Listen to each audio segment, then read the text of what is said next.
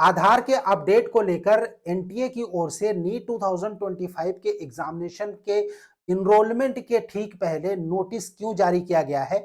आधार के अपडेट को लेकर इम्पैक्ट क्या पड़ेगा एनटीए के एग्जामिनेशन में नीट 2025 में? सबसे इंपॉर्टेंट चीज कि किनको अपना आधार अपडेट करना है नीट 2025 के एप्लीकेशन के लिए, क्यों इसकी जरूरत पड़ेगी, कंप्लीट डिटेल उस नोटिस के बारे में, आधार के अपडेट को लेकर, अपार आईडी कैसे बनानी है उसको लेकर मेडकविंग की ओर से पहले ही डिटेल्ड वीडियो आप लोगों के लिए जारी कर दिया गया है, जिसका लिंक आपको इस वीडियो में टॉप राइट कॉर्नर पर मिल जाएगा।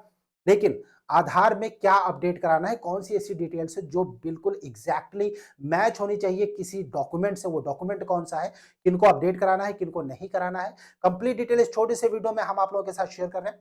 आप मेडकविंग के साथ बने रहिए, चैनल को सब्सक्राइब जरूर कर लीजिए, क्योंकि ऑथेंटिक और अपडेटेड इंफॉर्मेशन आपको सिर्फ और सिर्फ मेडकविंग पर ही सबसे पहले मिलेगी नीट 2025 के एग्जामिनेशन को लेकर।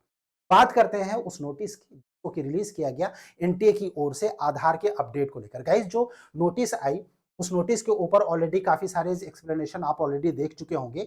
यहां पर मेंशन किया गया कि नीट 2025 का जो रजिस्ट्रेशन है वो अपने तय समय के हिसाब से शुरू होगा। हालांकि कब होगा उसका भी ऑफिशियल नोटिफिकेशन आना बाकी है, एक्सपेक्टेड है कि बहुत ही जल्दी आ जाएगा। यहां पर आधार को अपडेट करने के लिए बात कही गई और उसके बाद यहां पर एक्सप्लेनेशन दिया गया है एनटीए की ओर से, व्हाई आधार इज इंपॉर्टेंट। सबसे पहले बताया गया कि सिंप्लीफाइड एप्लीकेशन प्रोसेस है, मतलब कि आधार का यूज करके, क्योंकि इसमें ऑटो पॉपुलेटिंग डिटेल्स होती है, तो इसमें मैनुअल एरर्स एप्लीकेशन के टाइम पर कैंडिडेट्स को नहीं होगा। इसकी वजह से आधार को जो है इंपॉर्टेंट बताया गया, पहला रीजन एनटीए की ओर से, कि एप्लीकेशन प्रोसेस को ये सिंप्लीफाई करेगा। सेकेंड रीजन बताया कि इनहैंस्ड एग्जामिनेशन इफिशियंसी। अब यहां से आपको बाकी सारी चीजें नोट करने की जरूरत है, क्योंकि इसकी वजह से इन फ्यूचर जो नीट का एप्लीकेशन होगा प्लस जो नीट का एग्जाम होगा उसमें काफी सारे चेंजेस देखने को मिल सकते हैं इस बार। एज आप सभी को पता है कि 2024 में जो स्कैम हुआ था, राइट, जिसको कि बाद में नकार दिया गया और उसके बाद खैर सभी लोग जानते हैं, उस बारे में काफी डिस्कशन पहले ही हो चुका है। अब हम सेकंड पॉइंट की बात करते हैं कि इनहैंस्ड एग्जामिनेशन इफिशियंसी। एनटीए कहता है कि with advancements in Aadhaar based technology such as the face authentication method introduced by UIDAI. NTA कह रहा है कि भाई जो फेस ऑथेंटिकेशन मेथड है यूआईडीएआई का, candidates can now benefit for faster identity verification tools. कि मतलब कि वही कैंडिडेट हैं जिन्होंने एप्लीकेशन किया था, वही एग्जाम देने जा रहे हैं, तो फास्टर ऑथेंटिकेशन जो वेरिफिकेशन टूल्स है उसके रूप में एडवांस मेथड को यूज किया जाएगा। मतलब कि जो सिक्योरिटी है एग्जाम की, इफिशियंसी है, उसको इनहेंस करने के लिए इसका यूज किया जा रहा है। मतलब साफ है कि फेस ऑथेंटिकेशन मेथड का यूज 2025 के एग्जामिनेशन में हो सकता है, राइट। क्यों? इसको एक और चीज यहां पर दी गई कि फास्टर अटेंडेंस वेरिफिकेशन। अब अटेंडेंस स्टूडेंट का एग्जामिनेशन सेंटर पर अगर होता है, राइट, तो उसमें फास्टर ऑथेंटिकेशन कैसे होगा, अटेंडेंस वेरिफिकेशन कैसे होगा, facial recognition enables quicker and more accurate identity verification ensuring smooth entry into the examination hall. मतलब कि फेशियल रिकॉग्निशन इनेबल किया जाएगा इस बार नीट 2025 के एग्जामिनेशन में। जैसे कि डिजी लॉकर पे, अगर डिजी यात्रा एक ऐप होता है, जैसे कि अगर आप फ्लाइट पकड़ने जाते हैं, राइट, फ्लाइट में जाते हैं, तो डिजी यात्रा अगर है तो फिर उस केस में क्या होता है कि आपका ऑलरेडी फेस, आपके सारे रिकॉर्ड्स वो एयरपोर्ट अथॉरिटी को सेंड किए जाते हैं, तो वहां पर जाके सिक्योरिटी चेकिंग के पहले आप सिंपली कैमरा लगा रहता है, उस कैमरे के सामने आते हैं और आराम से आपकी एंट्री एयरपोर्ट में हो जाती है। तो वो सिस्टम लगा सकते हैं नीट के एग्जामिनेशन सेंटर पर, जहां पर कि जो फेशियल रिकॉग्निशन का सिस्टम है उसको यूज किया जा सकता है, right. Welfare of the candidates, इसको बताया गया कि भाई ये सिंप्लीफाई करेगा जो पूरा प्रोसेस है, राइट, और उसमें कैंडिडेट की भलाई है।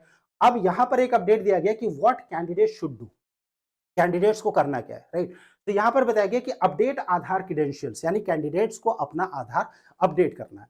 क्या अपडेट करना है अगर हम उसकी बात करें, aspirants are advised to ensure that their Aadhaar details, कौन कौन सी डिटेल्स हैं, specially their name and date of birth. जो नाम है आपका आधार में और जो डेट ऑफ बर्थ है आपका आधार में, राइट, क्योंकि आधार जब बनना शुरू हुआ था तो वहां पर जो इनरोलमेंट सेंटर होते थे, कई बार बाय मिस्टेक दूसरी डेट ऑफ बर्थ कैंडिडेट्स की मेंशन हो गई थी वहां पर, राइट। अभी भी बहुत सारे कैंडिडेट्स होंगे जिनका कि डेट ऑफ बर्थ मिसमैच हो रहा होगा या फिर नेम में मिसमैच हो रहा होगा, तो उसमें एनटीए की ओर से कहा गया है कि स्पेशली नेम और डेट ऑफ बर्थ जो है आधार में, वो होना चाहिए 10th पासिंग सर्टिफिकेट के हिसाब से। क्लास 10th की जो डिटेल्स है, क्लास 10th का जो सर्टिफिकेट था, मार्कशीट था, उसमें आपका जो नेम है, उसमें जो आपका डेट ऑफ बर्थ है, वही आपके आधार में होना चाहिए, एग्जैक्टली सेम टू सेम। अगर उसमें अंतर होता है तो जाहिर सी बात है कि यूआईडीएआई की ओर से ऑथेंटिकेशन नहीं होगा, तो फिर उस समय आपको फॉर्म भरने में प्रॉब्लम आ सकती है नीट 2025 के एग्जामिनेशन में, करेक्ट। अब इसके अलावा एनटीए क्या बोलता है कि including facial recognition data are up to date for an optimal experience during registration process and verification process, right. यानी कि जो फेशियल रिकॉग्निशन डाटा है, अब फेशियल रिकॉग्निशन डाटा का मतलब कि भाई आपकी फोटोग्राफ, तो फोटोग्राफ आधार में बहुत पुरानी बहुत सारे कैंडिडेट्स की है, इसमें कोई डाउट नहीं है। लेकिन हाँ, अगर 7 साल 8 साल, राइट, 5 साल या फिर 10 साल के अंदर तक की अगर डेटा फेशियल रिकॉग्निशन के उसमें यूज हो सकता है, इसमें कोई फर्क नहीं पड़ता। लेकिन किसी कैंडिडेट की अगर बचपन की फोटो लगी हुई है आधार में, राइट, लाइक कि वो उस समय 6 साल या 7 साल के होंगे, राइट, उस समय या 5 साल के होंगे, तो वो अगर फोटो लगी हुई तो फिर प्रॉब्लम आ सकती है वेरिफिकेशन में, एग्जामिनेशन एंट्री के टाइम पर। तो वहां पर फोटोग्राफ भी अपडेट करना इंपॉर्टेंट हो जाता है अगर लेटेस्ट नहीं है तो। हालांकि 5 साल 7 साल 8 साल इवन 10 साल के आसपास तक की अगर फोटोग्राफ आधार पे अपडेटेड है तो फिर कैंडिडेट्स को कोई भी प्रॉब्लम नहीं होने वाली है, क्योंकि 10 ईयर्स तक का डेटा वो बड़े आराम से फेस को आइडेंटिफाई कर लेगा जो फेशियल ऑथेंटिकेशन सिस्टम है उससे। अगर बचपन की फोटो है तो फिर उस केस में थोड़ी बहुत प्रॉब्लम आ सकती है।